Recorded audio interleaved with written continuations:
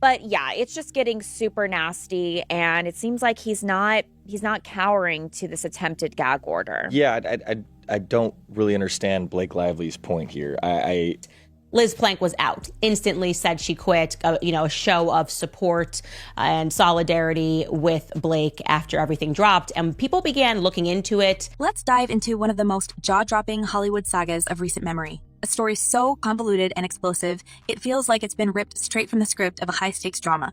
Imagine this. One of the most beloved couples in showbiz, Ryan Reynolds and Blake Lively, finds their meticulously polished image crumbling under the weight of scandal. At the heart of it all, their feud with Justin Baldoni, their co-star and director on the film It Ends With Us. But this isn't just your typical Hollywood spat. Oh no, this is a tangled web of leaked recordings, courtroom drama, and the kind of conspiracy theories that make you question everyone and everything involved. So grab a drink, settle in, and let's break down the chaos, starting with the moment the cracks in this picture perfect setup began to show. They believe that it's a continuation of the smear campaign that Blake initially claims happened while they were promoting the film. First, let's talk about the incident that has everyone raising their eyebrows. The now infamous Economics podcast episode featuring Hollywood super agent Ari Emanuel. This is where things start to get messy. Emanuel, who represents Lively and Reynolds, appeared on the show and, let's just say, didn't hold back. He referred to Justin Baldoni as Justin Baldoni and made some damning remarks about his professional conduct, claiming that Baldoni was fired from their agency under pressure from Ryan and Blake. But here's where it gets juicy. This particular episode, the one that could have landed Emanuel, and by extension, his star clients, in hot water, mysteriously didn't get recorded. That's right. Both the audio and video, gone. Poof. Now, think about this. Freakonomics has been running for over a decade, recording literally thousands of episodes without any major technical hiccups. And yet, this one episode featuring explosive allegations about some of Hollywood's most powerful players just so happens to be the only one that's lost. Come on. Coincidence? Or something more deliberate? You tell us.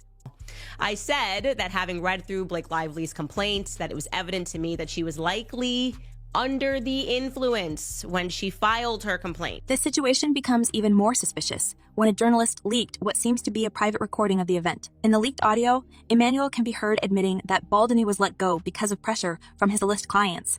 The cherry on top, Emanuel refers to Blake and Ryan as his ride or perish, signaling just how deeply loyal he is to them. But here's the kicker. This leaked tape directly contradicts the official narrative being spun by Emanuel and his team.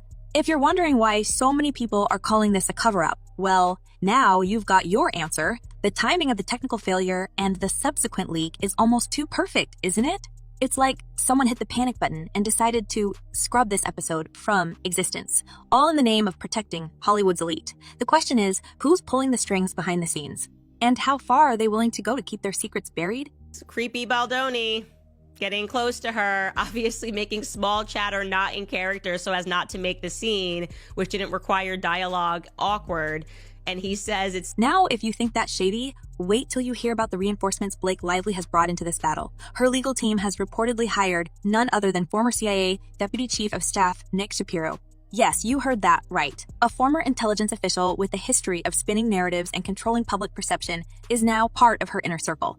And let us ask you this. What does it say about the state of this feud when a Hollywood actress feels the need to bring in someone with that kind of background? Shapiro's involvement has only added fuel to the fire, with skeptics pointing out that his expertise lies in deflection and damage control. It's almost like the stakes in this battle are so high, they've turned it into a literal game of psychological warfare. What are they trying to hide, and how far will they go to silence their critics? Literally, I'm just asking the question, like, how are women allowed to do this, to take something and to make it sound like you survived a rape? Because that's what it sounded like to the public. But let's not lose sight of the bigger picture here. This whole debacle started with a feud between co-stars, but it has spiraled into something much larger, something that's shaking the foundations of Hollywood itself. At the center of it all is Ryan Reynolds and Blake Lively, the couple who, up until now, seemed untouchable. Their brand has been built on a foundation of charm, wit, and relatability. They're the couple who banter playfully on social media, donate generously to charitable causes, and seem to have it all figured out. But as the saying goes, the higher you climb, the harder you fall. And right now, it seems like their carefully curated image is starting to crack under the weight of public scrutiny. We can now all agree that the moral crimes committed here by Ryan Reynolds against Justin Baldoni have amounted to high treason. Of course, it doesn't help that more and more skeletons from their past are being dragged out into the light. Take, for example, the resurfaced clip of Reynolds making an inappropriate joke during a talk show appearance years ago. The joke, which many found deeply offensive, has reignited conversations about his sense of humor and whether it crosses the line. The timing of this resurfacing is particularly damning, as it coincides with the ongoing legal battle and accusations swirling around him and Blake. It's almost as if someone is digging through the archives, looking for anything and everything that can be used against them. And let's not forget the old Hollywood adage: nothing stays buried forever. I've got some major scoops. I mean, everybody's talking because the sink is shipping and people want to get onto lifeboats. So let's jump right in. Welcome back to Candace. Meanwhile, Blake has her own set of challenges to contend with. Former colleagues and co-stars are coming out of the woodwork, sharing less than flattering anecdotes about their experiences working with her. Reports of diva-like behavior, dismissive attitudes, and an unwillingness to engage with others on set are starting to paint a very different picture of the actress. One former co-star even described her as rude and dismissive, adding that she refused to make eye contact during their interactions. These revelations, while not directly related to the legal battle, are chipping away at her public image, making it harder for people to rally behind her. After all, it's much easier to side with someone you like and respect. And right now, Blake's likability is taking a serious hit. So I'm just going to very quickly, before I give you all of the tea that I got over the weekend, I'm going to go over the biggest revelations from the filing. But perhaps the most damning aspect of all this is the public's reaction, or rather, their shift in allegiance. Social media has become a battlefield in its own right, with fans and critics alike taking sides in this increasingly messy saga. Blake has reportedly lost nearly 1 million followers on her social media platforms, while Baldoni has seen a significant uptick in his own following. This isn't just about bots or algorithms. This is real people making a choice to disengage from her narrative and align themselves with someone else. And if you're wondering why that matters, let us remind you, in today's world, public perception is everything, especially for celebrities whose careers depend on their ability to connect with their audience. The fact that Blake is hemorrhaging followers while Baldoni is gaining them speaks volumes about where the court of public opinion currently stands. With you. Like, he literally tells Ryan he wants to be friends with you. And I can just see Ryan sitting there like, yes, this is exactly what I want, a puppy to kick in the mouth. And you'll do what I say. And then there's Ari Emanuel, who, for better or worse, has become a central figure in this drama. His decision to publicly defend Ryan and Blake while throwing Baldoni under the bus has only added to the intrigue. On one hand, it shows just how loyal he is to his A-list clients. On the other hand, it raises questions about his own role in this controversy. Is he simply doing his job as their agent, or is there more to his involvement than meets the eye? And let's not forget the audacity of his remarks on the Freakonomics podcast, where he didn't just defend Blake and Ryan, but actively mocked Baldoni, calling him baloney. It's the kind of behavior that makes you wonder, is this all part of a calculated strategy, or is Emanuel letting his emotions get the better of him? Genuinely, Steph, if you're watching this, I genuinely don't like Blake Lively. Like, I genuinely know. I've known she's a brat. Nobody's paying me to say this. As the layers of this story continue to unravel, one thing is becoming increasingly clear. This isn't just a feud between co-stars. This is a full-blown Hollywood scandal, complete with leaks, lawsuits, and allegations of sabotage. It's a story that has drawn in some of the most powerful players in the industry and exposed the lengths people will go to protect their reputations. And yet, for all the drama and intrigue, there are still so many unanswered questions. Who's telling the truth? Who's lying? And most importantly, what's going to happen next? One thing's for sure, this story is far from over. And as we move into the next chapter of this unfolding drama, the stakes are only going to get higher. No one's told me to say this. I think people really didn't like her during those premiere things, and there was no plot against you, okay? Come down from your high horse. So, just when you thought the drama couldn't get any murkier, let's peel back another layer of this ever-evolving Hollywood spectacle. The fallout from this feud isn't just playing out in courtrooms and on social media. It's seeping into every corner of the entertainment industry, dragging in new players, reigniting old grudges, and reshaping the narrative in ways that no one could have predicted. What started as a professional dispute between co-stars has become a battleground for reputations, alliances, and perhaps even careers. And let's be real, Hollywood loves a scandal, but this one is on another level. And one of the most significant allegations in Baldoni's lawsuit is that Lively sought to gain control over the editing process of the film. This is important. Let's talk about the ripple effects. This isn't just about Blake, Lively Ryan Reynolds, and Justin Baldoni anymore. It's about everyone in their orbit. Take Taylor Swift, for example. She's been one of Lively's closest allies for years, frequently sharing sweet moments online and even naming characters in her songs after Lively and Reynolds' kids. But now, Swift is reportedly being subpoenaed in connection with this legal drama. Yes, you heard that correctly. The pop superstar, who spent the last few years carefully avoiding controversy, is being dragged into this mess. Baldoni's legal team claims that Swift, as a longtime confidant of Lively, might hold key insights into the behind-the-scenes dynamics of the It Ends With Us production. And if that wasn't awkward enough, insiders are whispering that Swift isn't thrilled about being caught in the crossfire. Could this be the beginning of a rift between the two friends? Fans are already speculating, and if there's one thing this situation doesn't need, it's more speculation.